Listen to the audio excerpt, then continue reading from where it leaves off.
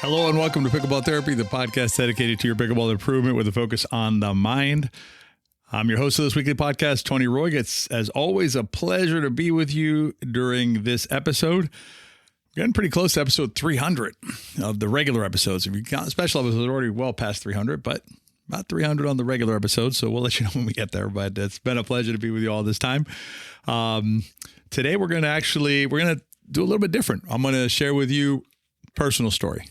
I had to play in a tournament this week, and I'll fill you in more on it and kind of tell you about my journey, right? I am a pickleball player just like you, meaning I have a lot of the same thoughts, a lot of the same ebbs and flows in my game, a lot of the same things that happen on court. And so I'm going to share with you some stuff. I'm going to get vulnerable with you, share with you about a hook call against some friends of mine and things like that. So I think you'll enjoy this week's podcast.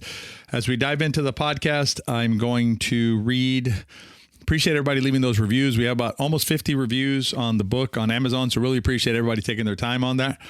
What I figured I'd do this time is maybe read the AI summary of it. I think it's helpful to hear. So customers find the book informative, with one noting how it takes lessons to a deeper level. Moreover, they appreciate how it increases their enjoyment of the game and helps with the mental focus. Additionally, the book receives positive feedback for its readability, with one customer describing it as a must-read for all levels. They also value its emotional content, with one mentioning how it helps feel positive towards teammates. So I'm glad that the book has had a positive impact on you guys out there. If you've read the book and haven't had a chance to leave a review yet, appreciate you doing that. As I always mention, it helps us reach other players. It's, the algorithmic world. So if you can leave a review, really appreciate you doing that. And then also wanted to let you know that we've opened up some additional camps. So if you've been interested in a camp, you can check out one of our camps. We have a super camp March 9th through the 12th here in Tampa. We still have some spots left. That's designed for intermediate and advanced players primarily, basically players who already have a solid foundation on their mechanics, some strategy, they want to go deeper. And then we have our better pickleball camps, which are really our pickleball system camps. Those are the ones that teach you, the three pillars, give you mechanical work, give you strategic work, really get you going in the right direction. And then our grad camp, once you've come to a camp. So if you want to check those out, go to betterpickleball.com and you'll find the TPS camps are on there. If you want a different kind of camp, you can send us an email, camps@betterpickleball.com. All right. So here's how it went down. Oh, and I do have a riff. We're talking about Bigfoot in the riff. I think you'll like that. So we're going to work through this. I have some notes here, but I don't have it all mapped out. So we're going to kind of play through it. So what happened was on Saturday, I was at my grandkid's birthday in Orlando, and a friend reached out. Their partner for this event here in Tampa was stuck in Kentucky in a snowstorm. So needed a partner. He was scrambling, asking several folks. And, by the time I got back to him, he'd already asked a couple other players, but I said, well, let me see how that works out. And then, let me know. The other players couldn't make it. So I was like, all right, let me check the calendar. Let me check everything. Reached out to the tournament director, David. Appreciate him letting me do this. And I basically said, all right, well, I haven't really been drilling. I haven't been playing too much. I haven't been drilling, but if you want to give it a go, I'll give it a go.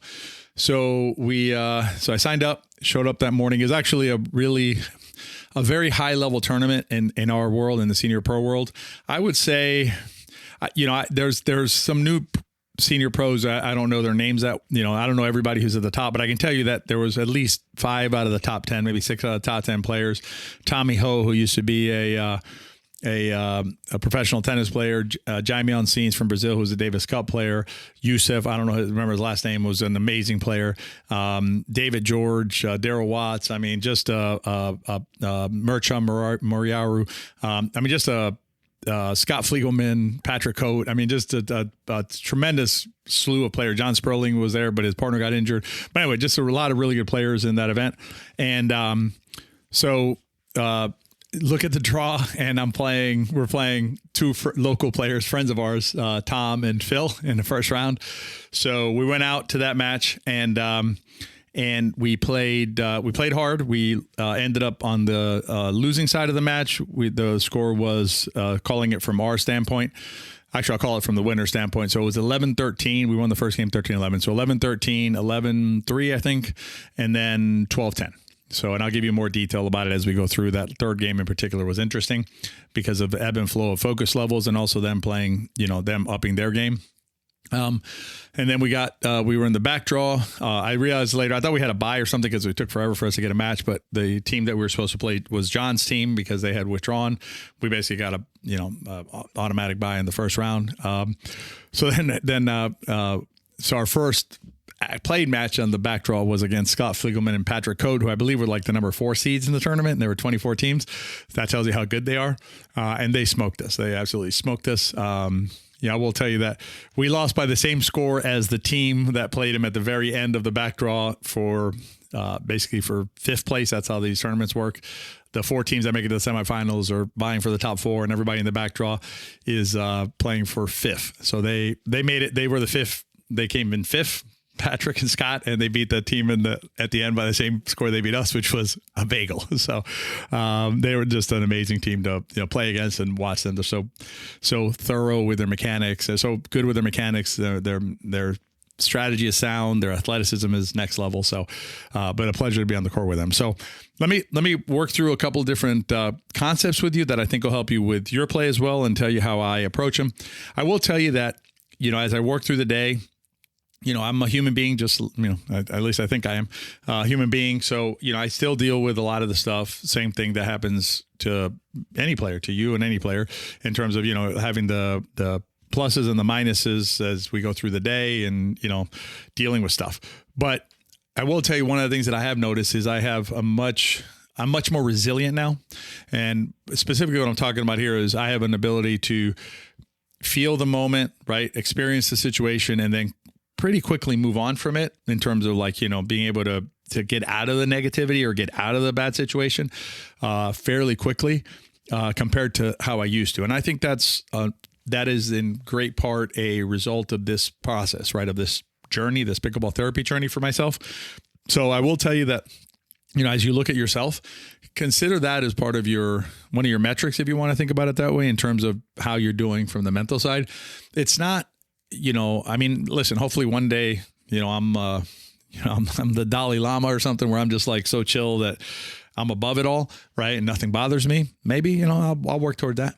But in the meantime, I do notice that I am more resilient and I am quicker to get out of the negative cycles. So I think that is positive, and something that perhaps you could look at for yourself in terms of how you're dealing with things. But let me give you a couple lessons, a couple things, a couple takeaways. One is, I think it's really important to set reasonable expectations. Now, I want to be really, really careful here I don't want you to get confused with this, right? Because it'd be easy to respond to what I'm going to say next and say, stop making excuses, right? Don't make excuses. This is not an excuse, okay, for the level of performance yesterday, but it's going into the match with a reasonable set of expectations. And as I mentioned at the beginning of the podcast, I don't really drill that much. I spend most of my time coaching these days. That's what I love doing. So I don't drill. And if I don't drill my shots, then it's unrealistic for me to expect that I'm going to magically be able to hit a bunch of shots, repeatedly throughout the course of a tournament at the highest level. And, when you think about it, I've been playing around with this idea too, with discipline, execution, and work and things like that. But when you look at the best in any sport, and I've been using Kobe Bryant a lot, so I'll just keep leaning into that. When you look at Kobe Bryant, when he was, at the height of his game, he was already, league MVP, a champion, all that stuff. Kobe Bryant's still going out shooting 15-foot shots, right? Can he make a 15-foot shot? Of course he can. Is he very proficient at it? Of course he is, right? Has he made a million of them? Sure he has. Does that mean he's not doing them anymore? Absolutely not. He's still doing them. Why? Because he needs to keep the muscle memory, right? So the reason to set this up is because oftentimes what happens is we expect a level of performance that is not commensurate with the amount of work that we've put in. And listen, that doesn't mean you don't go out there and you don't, I gave it what I could. I gave it my all. I competed. I left it on the court is what I believe, even on the focusing that I'm going to talk about in a second. Could I have played better? Of course I could have played better. So could have Tom. So could have Phil. So could have my partner, everybody, right? So could have, Scott and Patro got knocked out pretty early down pretty early in the tournament. Could they have played better? Absolutely. I watch games where, the best team didn't necessarily win the game, because of how they played in that particular moment. So, you could always perform better, but I think you need to be realistic with yourself And let's say, for example, you're working on a volley, right? And you're early on in your process working on the volley and getting your reps in. And you go out to play and your volley fails you, right? It doesn't work. Well, I mean, what do you expect to happen right there? Like you're going to like magically, hit this volley a certain way, or, if you haven't practiced a certain shot a certain amount of time, you can't expect your body just to do it in the moment just because, you are you and you should be able to do that. That's just not how things work. So I think it's important to set reasonable expectations for yourself. And I want to repeat a little bit here. I don't go into these events when I play them thinking, oh my God, there's no way I can win a game or a few games or a few matches or even win the tournament, right? There's no reason I can't do that. But I need to have reasonable expectations for myself. And it's not just having reasonable expectations for myself. It's also being respectful of my opponents. And what I mean by that is I know that Tom and Phil work hard at the game, and it shows in their play. They played really well. They weathered the storm in game 3. They came back after, we came back in game 1 and took game 1. They decisively came out in game 2. They didn't fold. They got game 2. Credit to them. We made a run in game 3, as I'll explain to you when we talk about focus. They were able to weather that storm and prevail. So I'm not going to take it away from them by making it all about, oh, I should have done this. Oh, I could have done that. So it's not about that, right? It's about, but it is about understanding the dynamic on the court and understanding that for me, I need to set reasonable expectations about what I expect of myself. Now, even if I had the reasonable expectation that, I would have hit 3 shots better than I did or not missed a couple of shots that I missed or whatever, that doesn't mean that I'm going to necessarily think I need to win that game, right? So the reasonable expectation has to do with how I expect to perform given the amount of work that I've put in. And I think that's really important for you as you play. And it's not an excuse, guys. It's simply living in the real world so that you have realistic expectations about what you expect. And if you're familiar with the oops bucket idea that we talked about a few episodes ago, that oops bucket idea, there's a number that go in the yay bucket and a number that you expect to go in the oops bucket. That number will adjust based on how much you work on that shot. So taking the volley again, if it's brand new to you, your oops bucket out of 100 might be 30 or 40 out of 100 that you're going to go in the oops bucket because it's new. Eventually, maybe you get it to 30, to 20, to 10. Never going to be less than some number. I mean, I'm going to let you set the number because I don't want to get bogged down in that. But that's how you come at any, especially any competitive situation. League, you're moving up in level, right? So you've been playing at 3-0. You're going to play a 3-5 league. Give yourself some grace. Some students I work with that we have this conversation, right, where they're improving, but now they're playing more advanced opponents or opponents that don't make as many mistakes as the one they're used to playing against. So now they feel that they're not playing as well because they feel like they've backslid, but they haven't backslid, right? Because their trend is up and they're moving up, but their opponents are now better. So yes, compared to their opponents, they're going to feel like not as good as they did against their old opponents because they've improved, but so have their opponents. So anyway, setting expectations, really important to avoid disappointment. The second lesson here has to do with focus, right? And understanding that your focus will ebb and flow during a match. In hindsight, I wish I had done some stuff differently in game 2 and earlier in game 3. Again, I'm trying to take anything for everyone. I'm just talking through my experience and what I like about, doing like one of those postmortems on my play and what I could have done. And so what happened was in game 2, I feel like, again, studying it in hindsight, I feel that I switched gears some so game 1, we were down, we came back, we won 13-11. So that's one of those back and forth, exciting, different strategy. I was lobbing some more in game 1 at the end. And that was, making Phil and Tom a little bit uncomfortable. So I started game 2 with the lob. The lob wasn't working as well because I wasn't hitting it as well. Frankly, I was either hitting it, I hit a few deep and then I hit some short. So I wasn't really dialed in on it. And then I tin cupped it. If you haven't seen that movie, there's a whole section of it where I think it's Kevin Costner. He's basically trying to hit he's trying to, use a 7 iron to do this one shot. And he ends up with like 16 over par or something crazy like that because he just gets stubborn. I got stubborn with that shot in game 2.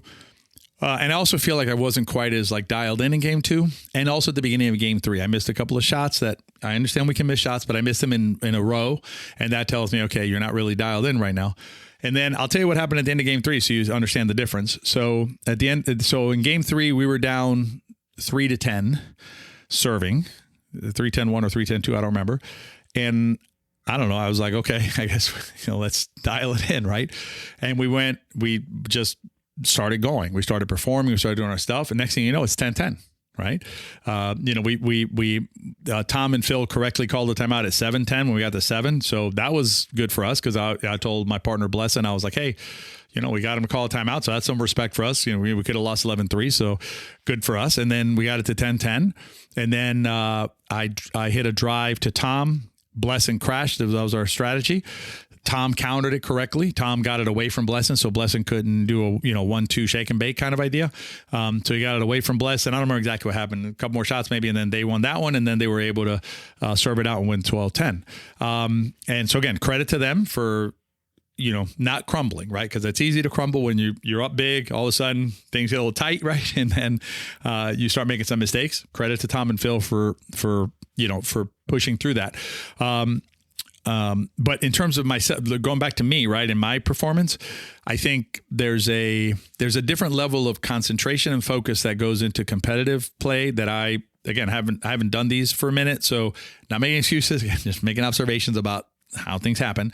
And so since I'm not dialed in with that, right, it's the ebb and flow was a little bit broader than I wanted it to be.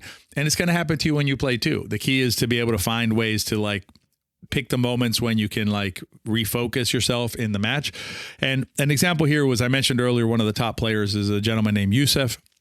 And so I got to watch Yusuf and Tommy play David and Daryl in the finals of our bracket of the 50 plus senior pro bracket. And I tell you, to watch particularly all of them play, but Yusuf in particular, you can see how before every rally, he has a little conversation with Tommy about what are we doing this rally, right? And I can't hear what they're saying, but I can tell he's there, mapping out the very next rally and then mapping out the next rally. And then if something happens, having a conversation about how to fix whatever just happened. Super engaged in what's happening, super focused on every detail of what's going on the court. I think that's a different way of focusing and obviously, performing at the highest level in the game. And I think that's a credit to that type of training, right? Training, getting those reps in competitive situations, and then, knowing that you have a process in place to make sure that you're focused on every rally. I was thinking about what would I do differently in the future. I probably would spend a little moment longer before I serve, thinking through the rally a little bit, kind of like a chess player where you go okay, I'm going to serve this way, and then I'm going to look for this, and then I'm going to do this other thing. Or I tell Blessin, okay, I'm going to go here so you can do that. Or if you guess you go here and I do that, so that we have clarity in terms of strategic clarity. I think that helps also with focus. So that's something that I will be looking at in the future if I'm going to play more competitive matches, but something you can do too in your games. And then two other pieces of this that I want to share with you. One is against my friends Tom and Phil. We had two calls that they didn't like. They were at or close to the line. They hit them. These guys hit really hard. So Blessin called one the way he saw it. I called one the way I saw it in front of me. After the match, I asked some of the guys who were off. I was like, because they were really pissed off. But in tournament play in particular, I'm not, it's the call. If the ref can't overrule it, I'm sticking with my call. I see it out, I'm going to call it. After the match, they were so adamant. I said, well, let me talk to my friends who were off the court a little bit. And they were like, I think that might have been in. So what did I do? I went to Tom. We're friends. We're having lunch together, me, Phil, and Tom. And I was like, hey, guys, I apologize for the hook in the match. Didn't, nothing intended. And they were super cool about it. They were like, yeah, I get it. Stuff happens in games. You call it the way you see it. The ball was hit super hard right next to the line. We kind of all shrugged our shoulders and moved on. I thought it was a really positive interaction, positive exchange. I don't feel bad about any part of that. In other words, I made the call the way I saw it in the moment. I kind of joked around, half joking. We were kind of talking to each other a little bit during the match because Tom said something to me, and I was like, if you don't want, if you don't want to create doubt, then don't make my job so difficult, on these calls. So, meaning hit it 3 inches in or 4 inches in, there's no problem. So it was anyway. But we had a nice conversation afterwards. I thought it was a positive way of interacting with it, where in the moment I make the call, right? I'm a human being. I made a mistake. They were like, no, that probably was in. So I go up to my friends and I say, hey, sorry for the call, and and then we move past it and everything's fine. So I wanted to share that with you. And then the last thing I want to share with you, and Blessin told me I could share this. It was here's the thing, guys. So like, do I want to win pickleball matches? Sure, I want to win pickleball matches. Of course I want to win pickleball matches. We all do. But sometimes, there's like things that happen in pickleball matches that, I don't know, kind of transcend the game, and make it like more interesting than even a win. And so Blessin, we were down in game 2, very difficult for us to come back in game 2. Obviously we came back. We were able to mount a comeback from 3-10 in game 3, so it's not impossible. But, we were down 10-3 and things like that. And we were still battling, right? But game point, they're serving, obviously. In game point, Blessin gets called for a foot fault, right? So, okay, foot fault on the game point. We tap paddles, whatever. We go to game 3. Game 3, they're serving at 11-10-1, I think. And Blessin gets called for a foot fault on game point again. So he got called for 2 foot faults during the entire match, and they were both on game points, which it's just a great story, right? It's more memorable than we won this game or that game. And so and he told me I could share this with you too. So our friend Ren was there watching and supporting Blessin, and so Blessin said that Ren is now referring to Blessin's new nickname is Bigfoot. So there you go. So now we played the tournament. We got knocked out, but he got a nickname. So I think that's awesome. So anyway, I just want to share with you some of my personal experiences as a pickleball player, some of the stuff that I go through, the highs, the lows. And when I say lows, right, they don't have to be lows like in the doldrums. They're just not as high as highs, I guess. They're like okays, the okays and the highs. Let's do that. The highs and the okays of playing in a tournament and how I navigate that, and big picture, how this process, the book, this podcast, things like that has helped me see things more clearly, more broadly, and also be more resilient as a pickleball player. So anyway, that's this week's podcast. I hope you enjoyed this different kind of approach this week about some sharing. And if you get a minute to rate and review the podcast, really appreciate you doing so. And as always, share with your friends, particularly if you have a friend who's just played in a competitive setting and maybe, is working through some of those things. You can share how myself as a senior pro playing at the senior pro level at a major tournament, with a lot of really good players, navigate it. So I hope you have a great week, and I'll see you next time on Pickleball Therapy. Be well.